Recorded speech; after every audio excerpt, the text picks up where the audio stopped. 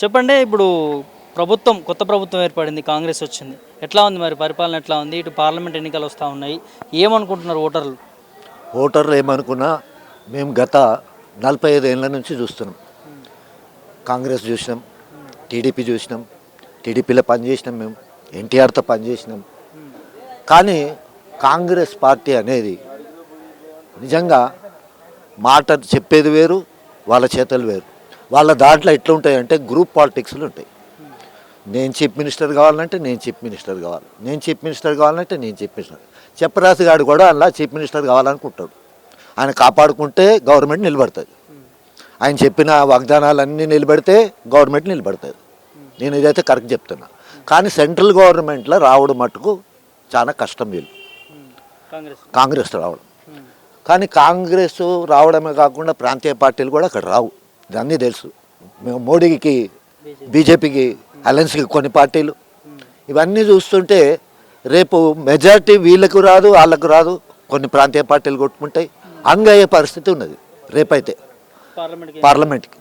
మన రాష్ట్రానికి సంబంధించి, తెలంగాణ రాష్ట్రానికి సంబంధించి గతంలో బీఆర్ఎస్ పార్టీ 10 సంవత్సరాలు ప్రభుత్వ పరిపాలన చేసింది. మరి ఇప్పుడు కాంగ్రెస్ వచ్చింది. సో డిఫరెన్స్ ఏం కనిపిస్తూ ఉంది రెండు పార్టీల మధ్య? మళ్ళీ సిటీకి వస్తే ఇక్కడ ఒక్క సీటు కూడా కాంగ్రెస్కి రాలే. మీరు చూడండి, మొత్తం 24 సీట్లలో ఒక్క సీటు కూడా కాంగ్రెస్కి రాలే.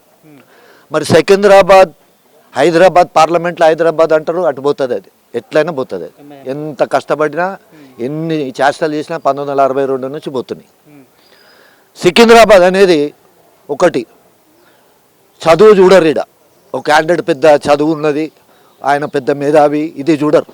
కానీ అనుభవం ఉన్నది. పద్మారావుకి 50 సంవత్సరాల రాజకీయ అనుభవ చదువు ఉంది. ఆయన ప్రజలతో ఎట్లా మాట్లాడాలి, ప్రజలకి ఏం కావాలి, ప్రజలకి నేను ఏం సహాయం చేయగలను అంటే అంత గొప్పగా కాకపోయినా నా శక్తి కొలది నేను ఎంత చేయగలను అనేది ఈ ఒక్క కాన్స్టిట్యున్సీలో మటుకు మేము చూసినాం. ఎవరి కష్టం వచ్చినా ఆయన మటుకు వెళ్తాడు. అందుకే ఆయన పేరు పజ్జన్న అని వచ్చింది. నేను ఆయనను ఒకటే మాట అంట, మా తెలంగాణ రజనీకాంత్ అంట. ఆయన ఎవరు వచ్చినా కానీ ఆయన భోంచేసిరా అని అడుగుతాడు, నీ కష్టం ఏందని అడుగుతాడు. నా ఇంట్లో ఈ బాధ ఉన్నది, నాకు ఈ కష్టం ఉన్నది. మేము కోవిడ్ టైంలో కూర్చున్నాం, ఇక్కడ ప్యాకింగ్ కట్టిపిస్తున్నాం.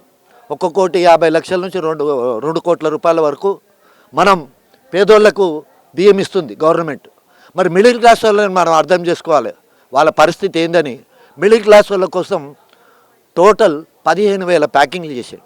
నెల రోజులు 200 మంది వర్కర్స్ పెట్టుకొని మేమే కార్యకర్తల మందం దగ్గరుండి ఆయన రోజు పొద్దున 8 గంటలకు వచ్చి రాత్రి 1 గంటకు పోతుండే. పాపం ఆయన శ్రమ ఉట్టిగా పోదేది. అట్లా ఆయన చేస్తున్నప్పుడు ఒక అమ్మాయి అంత దూరం నిలబడ్డది. రాత్రి 10 అవుతుంది, 9:30, 10. నన్ను అన్నాడు, బాలాజీ ఆ పాప ఎవరో అక్కడ నిలబడ్డది, ఆమె ఎవరో అక్కడ జర పిలువ అన్నాడు. చాలాసేపటి నుంచి చూస్తున్నా ఎవరు ఆమె ఇంత రాత్రి నిలబడ్డదంటే రాత్రి 9, 10 అవుతున్నాయి.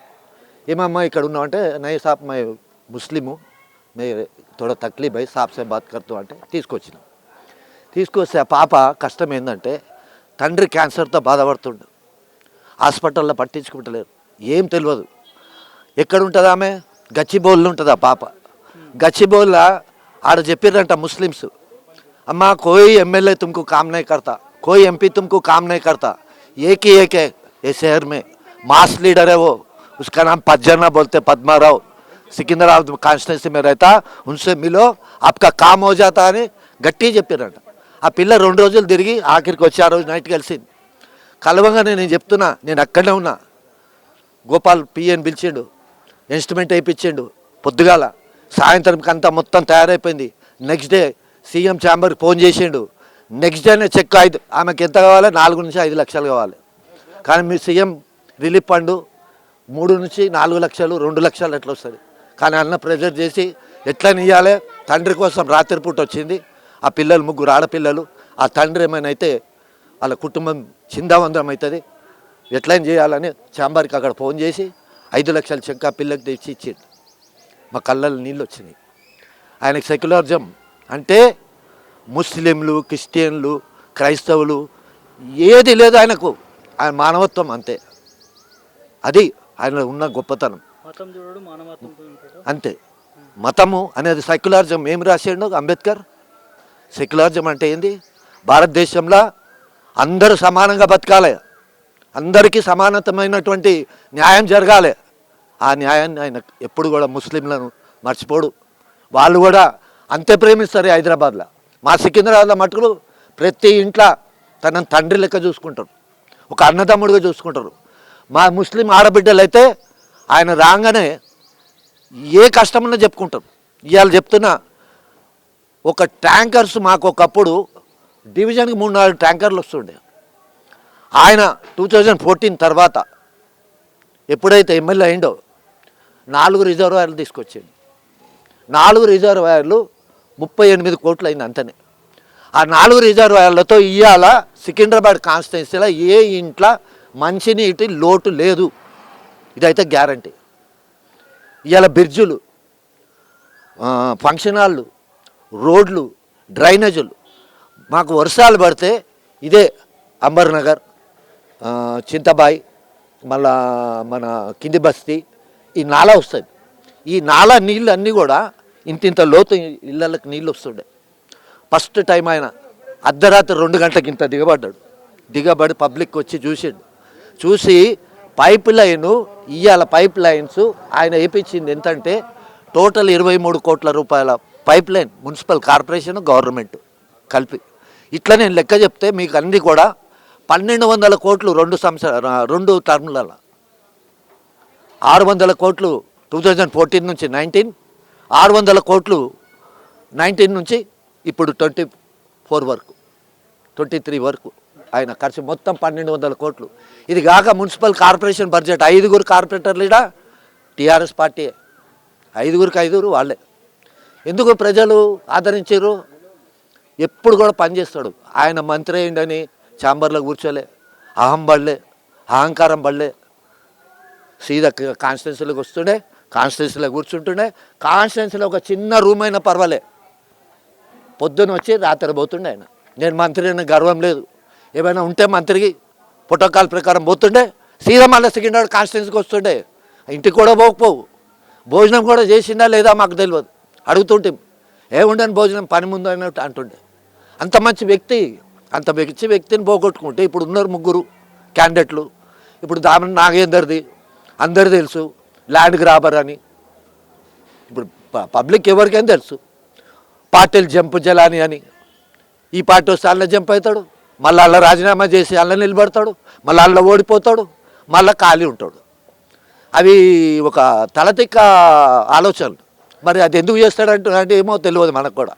మరి ఆయన డబ్బు కాపాడుకోవడమా, ఆస్తి కాపాడుకోవడమా, లేకుంటే ఏమైనా కేసులు పడతాయని భయమా, ఇది మనకు తెలియదు. అది వ్యక్తిగత విషయం. కానీ ఇటువంటి జంపు జలాలని ప్రజలు మటుకు తిరస్కరిస్తారు, ముస్లింలు కూడా తిరస్కరిస్తారు. ఇలా ముస్లింలకి పజ్జన్న ప్రతి ఇంట్లో గుండెల్లో ఉంటాడు. సాది ముబారక్ చెప్పద్దు, అన్ని చెక్కులు ఇప్పించింది. మాకు కూడా చాలా సంతోషం. వాళ్ళు మనతో సమానం బతుకుతున్నటువంటి ప్రజలు. ఇలా హైదరాబాద్లో ముస్లింలు మరి వాళ్ళకు కూడా పేదరికం ఉంది, మధ్యతరగతి ఉన్నారు, వాళ్ళు కూడా కష్టజీవులు, వాళ్ళు బతకాలి, అందరు బతకాలి. దేశమే సెక్యులరిజం అని రాసిండు రాజ్యాంగం. మీరు ఇక పొద్దున్న లేస్తే రాజ్యాంగం చూడండి ఎట్లుందంటే, బూతులు తిట్టుకు ఇట్లున్నదా? ఈ బూతులు తిట్టుకోవడం వల్ల ఇవాళ పర్సంటేజ్ ఓట్లు తగ్గుతున్నాయి. కారణం ఏం తెలుసా? పర్సంటేజ్ ఓట్లు. రాజకీయాలంటే ఇంతేనా? ఎడ్యుకేటెడ్స్ బయటకు వస్తలేరు. ఇలా గెలిపించి ఏం లాభం? ఇంత బూతులు, ఇంత నీచంగా ప్రవర్తిస్తారు అని ప్రజలు తిట్టుకుంటారు, అసహించుకుంటారు. ప్రజలు వచ్చి హృదయపూర్వకంగా ఓటు వేయాలి, అట్లా వేయలేకపోతారు. మనస్సాక్షి ఒప్పుకుంటలేదు వాళ్ళకి. పార్లమెంట్ ఎన్నికల్లో ఎక్కడ ఏమున్నప్పటికీ కూడా 1000% పజ్జన్ని ఇక్కడ గెలుస్తాడు. ఆయన మాస్ లీడర్ హైదరాబాద్కి. Is also best leader of the in హైదరాబాద్లో ఎవరు కష్టం వచ్చినా చూసే బాధ్యత ఆయనది. ప్రతి ఇంటికి అర్ధరాత్రిలో పోతాడు ఆయన. ఎవరైనా చచ్చిపోయారంటే ఇమ్మీడియట్లీ 5 నిమిషాల్లో ఆ ఇంటికి, కుటుంబానికి వచ్చి ఆ ఇంటికి ధైర్యం చెప్పి వాళ్ళ పరిస్థితులు చూసి వాళ్ళకి డబ్బు ఇచ్చి ఓదార్చి వాళ్ళ శవయాత్రకు కూడా అన్ని అరేంజ్మెంట్స్ చేసి ఇట్లా ఒకటి కాదు, ఎవరైనా పెళ్ళి ఉన్నది వాళ్ళ పేదరికం ఉంటే వాళ్ళకు కూడా పెళ్ళికి సహాయం చేసి మళ్ళీ షాదీ ముబారక్ ఇప్పించి లక్ష్మి ఇది కళ్యాణ లక్ష్మి 6 నెలలు పడుతుంది చక్రానికి, అంతవరకు పాపం వీళ్ళ పరిస్థితి ఏందని అట్లా కూడా జాలిపడి సహాయం చేసేటువంటి వ్యక్తి. ఇవాళ ఒక మనిషి ఎవరు చేస్తారండి? ఎవరు చేయరు. ఆయన ఎమ్మెల్యేగా ఉండి ఇంత ఎక్కడి నుంచి చేస్తున్నా ఆయన భగవంతుడు ఇస్తున్న గాడ్ గిఫ్ట్ అది. నేనైతే అదే అనుకుంటా. పాపం అంతమంది పిల్లల్ని పెట్టుకొని ఆయనది ఒక ఫ్యామిలీ ఉన్నది, ఆయనకు ఒక కుటుంబం ఉన్నది, ఎన్నో కుటుంబాలను ఆదుకుంటున్నటువంటి గొప్ప వ్యక్తి పజ్జన్న. నాకు మాత్రం 40 ఏళ్ళ నుంచి పరిచయం. 40 ఏళ్ళ నుంచి కూడా ఆయనలో మంచి చూసినా కానీ కరప్టెడ్ చూడలే, చెడు చూడలే, ఎక్కడ కూడా దౌర్జన్యాలు అన్యాయాలు కూడా చూడలే. అంత మంచి వ్యక్తిని మరి ప్రజలు ఎన్నుకుంటారని నేను మటుకు కోరుకుంటున్నా. ఎన్నుకోవాలి, ఇటువంటి మనిషే రావాలి.